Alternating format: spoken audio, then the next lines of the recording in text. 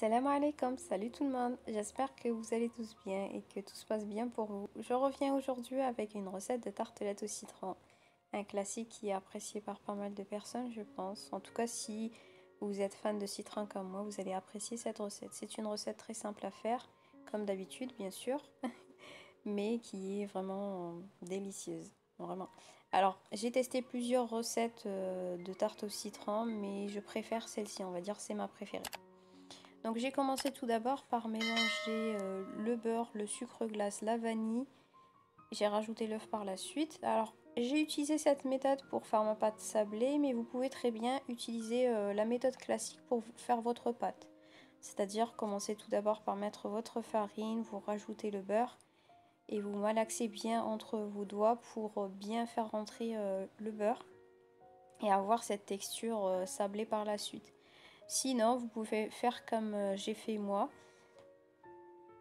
en utilisant un robot ou bien un fouet directement. Bon, l'objectif n'est pas vraiment de fouetter les ingrédients, il ne faut pas trop le faire d'ailleurs, mais juste de les mélanger bien entre eux pour avoir une texture bien lisse, c'est tout. Une fois que c'est fait, je rajoute ma farine petit à petit avec la levure chimique. Alors, pour la farine, comme d'habitude, encore une fois, rajoutez petit à petit jusqu'à ce que vous obteniez une pâte qui tient bien, qui n'est pas trop molle mais qui n'est pas trop dure non plus. Alors pour ma part j'ai rajouté 200 g de farine, mais pour vous ça peut être 220, 250, ça va dépendre de la texture de votre beurre, s'il est plus ou moins ramolli, et aussi de la taille de vos œufs, et aussi s'ils sont à température ambiante ou pas. Donc en fonction de ces paramètres là, la quantité de la farine va changer, on va dire. Mais bon, ça ne sera pas énorme, on va dire. Ça va être entre 20 grammes et 50 grammes de farine, grand maximum quand même. Une fois que ma pâte est prête, j'ai commencé à l'utiliser tout de suite, en fait, à la travailler. L'idéal, c'est vraiment de la mettre au frigo, de la laisser poser une demi-heure pour vous faciliter le travail. C'est pas ce que j'ai fait. Si vous avez le temps, vous pouvez très bien le faire.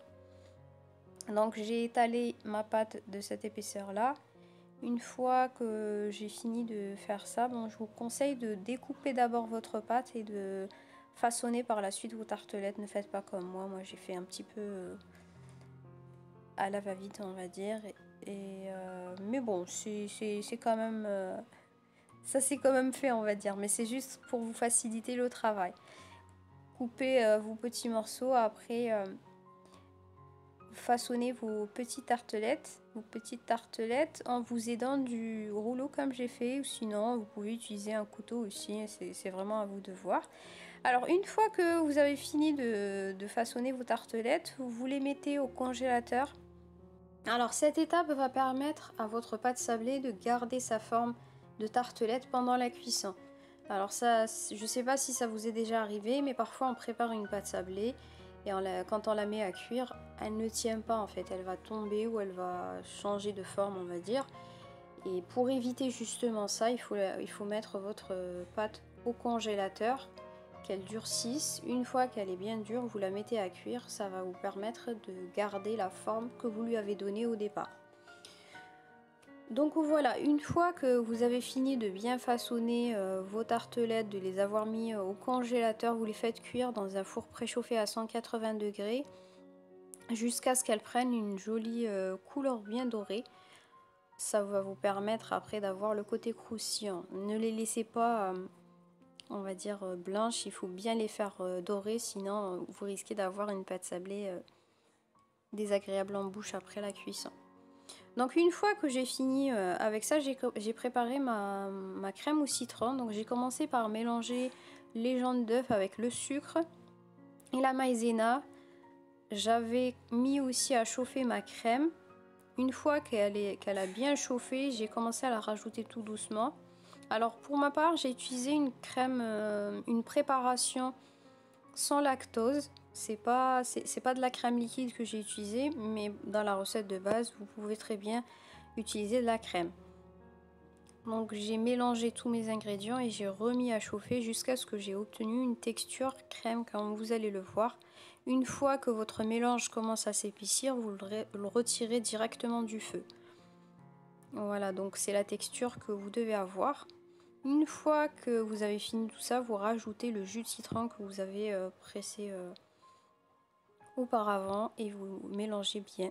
Votre crème est prête. Vous pouvez très bien la filmer au contact et la mettre au frigo ou bien l'utiliser directement. C'est à vous de voir. Donc voilà, une fois que mes tartelettes ont bien cuit, vous voyez la couleur, elle est très sympa.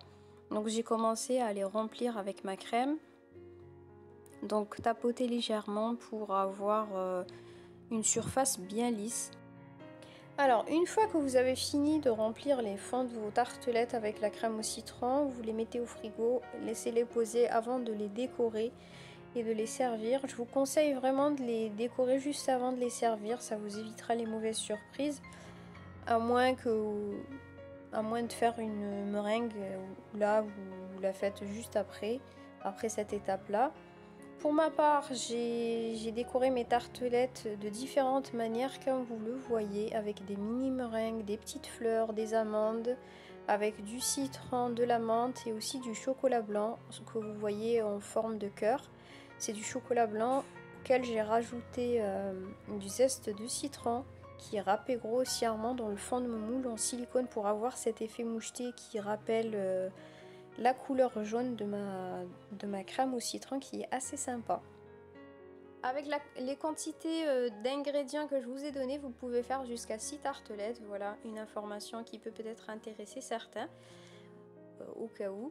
Sinon, j'espère que la recette vous a plu. Si c'est le cas, n'oubliez pas de mettre un petit pouce bleu pour m'encourager. Et je vous dis à très vite dans une nouvelle vidéo. Prenez soin de vous. Ciao, ciao!